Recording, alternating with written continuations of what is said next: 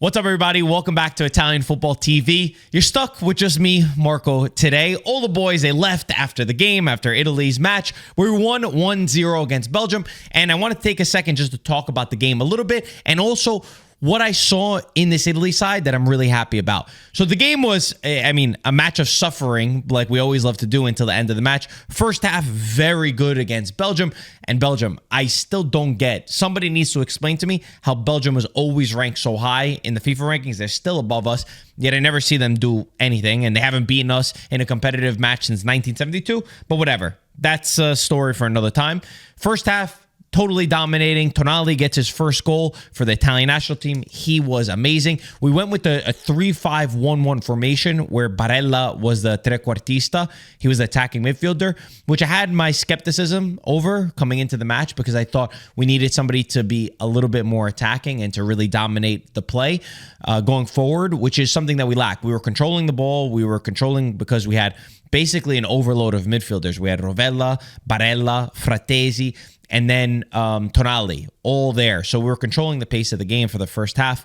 And our most creative outlet was always going to Di Marco on the left side, trying to get that ball into Retegui. So I think we could have done a lot better in our attacking phase, for sure, especially with the way that Belgium was not attacking us. Second half, things switched a little bit. We put our foot off the gas, I would say, and we were allowing Belgium to just keep getting that ball in behind and waiting for a mistake to happen. They even hit the post on one occasion. Lukaku had a miss that I thought for sure he was going to put the ball into the back of the net.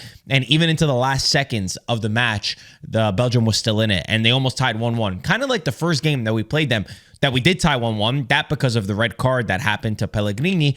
This is another one where I felt like we should have been able to dictate the game earlier in the match, and we wouldn't have had to struggle anymore. But having said all that, first clean sheet in the last 9 games. We are first place in our Nations League group. France tied 0-0 to Israel. We had that game going on the top screen, and we're all going crazy happy about that. So what does that mean? We are in control of our own destiny. We play against France on Sunday, and we go through. We are first place with a win, a tie, and as long as we don't lose 2-0 or more to France. And this time we're home because we did beat France in the last occasion. So this is what I'm happy about. And if you think about it, over the last years, but for a while, I felt like Italy didn't take these games serious enough. And we used to have the international friendlies, and then that would hurt our FIFA ranking, and then that would hurt where we were seated in the World Cup. And now, because of this win against Belgium, Italy is seated in the first group for World Cup qualification. And that's going to help us massively, I think. And we won't be paired with one of those big teams like a Spain, for example. And we need everything that we could get to not be in a bad position for the World Cup, which is absolutely our priority. We go on to the quarterfinals of the Nations League, which is a competition we're taking serious, but I want that first place. First place obviously means that we play a lesser opponent. Sometimes that hurts Italy, but in this occasion, I think it will be really good for the momentum of the team, considering the summer that we had at the Euros where we were completely embarrassed. It would be really nice to finish above France. And I want to go out with a win against them, especially because we're playing at the San Siro. And France doesn't have Mbappe. They haven't looked good. They couldn't score against Israel. And we're playing a more attacking, dominating football. And while today wasn't perfect, there's a lot of holes that we could poke within the squad. I thought also the subs didn't do much. Moise Kean and Udogie, I didn't think they were great coming into the game. They didn't really have an effect that I would have liked. What was I saying?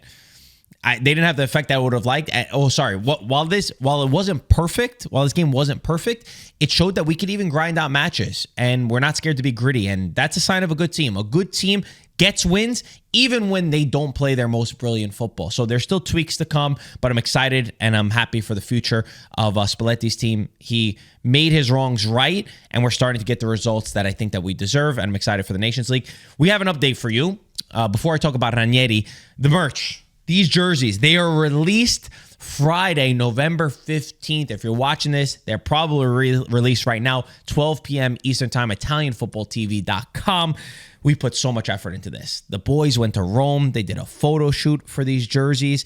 And the big update is we heard a lot of your concerns. We know, obviously, there's a lot of people who watch us from the USA, and the shippings is always pretty good there. But we have so many that wanted to buy from Canada and Asia, and we had South Korea, and even in the Middle East and all over. And you guys said that the shipping prices were too expensive. We partnered with an overseas fulfillment center, and we are giving free shipping on everything from our site. And if this does well, if you guys go crazy with this, and you went crazy with our last jersey, with the home jersey, the blue one, then we're going to make sure that we keep doing this, and we just keep releasing new stuff. You know, the jackets are coming next. But right now, these jerseys are released. So much effort went into these. And also the beanies. These are released too. And like Antonio says, it's 2 for 1. There's this side, and then hold on. You flip it inside out, and boom. There we go. You get both. So yeah, these are going to be available as well. These beanies, ItalianFootballTV.com. This helps support and keep IFTV going. So if you enjoy our content that lives on Instagram, Twitter, YouTube, the podcast, everywhere, if you like that, go and support. That really helps more than you know. So I appreciate you. Only other big news that happened today in Italy is Claudio Ranieri. He's returning to Rome for the 3rd time, and hopefully the 3rd time's the charm. It's also the 3rd time that Roma are going through a coach. We knew Judic was gone. I actually think, and we mentioned this on our last podcast, my dad actually predicted it. He said that they should get Ranieri. I actually think this is a good decision that they made. I wanted De Rossi back, of course, but it was clear that was not going to happen. And when you think about the other options that there were, Mancini, Allegri, Terzic, Lampard, all of Rudy Garcia at one point, who all wanted long contracts and want 2-3 years at $2-3 million a year. That's not smart. That's not smart for Roma to do. They needed a guy that could grind it out until the end of the season. Judic was supposed to be that. I don't think that his profile fit with that, but you're going with a guy that understands Rome. Claudio Ranieri is Roman. He gets what it means. He's been in this exact spot in 2019. He came in when Di Francesco was sacked, and he knows how to put a group together. It's very overlooked what he did with Cagliari in his last stint, and he's coming out of retirement for this, which says a lot about what he wants to do. What he did with Cagliari, he got them back to Serie A, he got them promoted, and then he kept them. And that was an awful Cagliari team, very below average. He kept them in Serie A, and that shows that he could put a group together. He knows the right things that he has to say. And for me, there's so much quality within this Roma side. There's really good pieces that are not performing yet. Like Sule is the biggest question mark to him. And there was a quote already from Ranieri from last year saying that he loves Sule and he loves the type of footballer that he is. So is it a perfect situation? Obviously not with Roma, but all things considered, you get Ranieri, who's agreed to be the coach until June, and then he's going to take over as an advisor to ownership on who the next coach should be, which is kind of like what Zlatan does for Milan. I think it's a perfect situation given the circumstances of this club. And then what Roma need to do is they have to have a serious conversation. Who's going to be their CEO? Who's going to be their sporting director if Ghisolfi stays? And then who is the coach?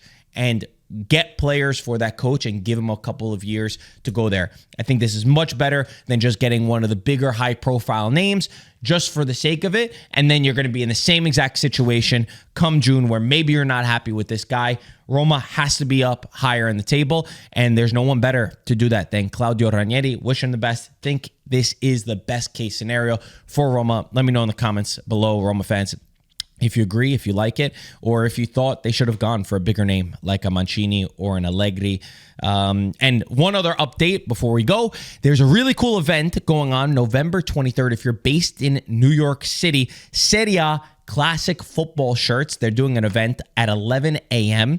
It's going to be a watch party for Milan Juve and then Atalanta Parma following that. And they have so many things that are going to be happening. There's signed jerseys, Christian Pulisic, a bunch of other players that they'll have there for you to raffle off. And the raffle's going to be free. It's for whoever enters. And we are going to be involved. Mike will be there on the ground and probably Antonio, of course.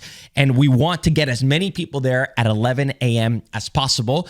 And what we'll do is one of our jerseys or hats, we'll let you choose whatever you want. Whoever's there early at 11 a.m. waiting online, Mike is going to randomly choose to give you one of our items. Whatever you want, it'll be there and you could choose. Just get out to Classic Football Shirts. Pop the address right here on the screen so you could get there. I'm giving you enough time in advance. Then you'll be able to watch the games there. You could shop around. Every Serie A jersey is actually going to be there, which I think is a massive thing in the United States. It's something that we need to be able to do, is to sell our shirts here locally. So it's a really cool partnerships between those two. And the fact that they're getting us involved is really cool as well. So we'll keep you updated. We'll get the boys' full reaction to that later on in our next podcast.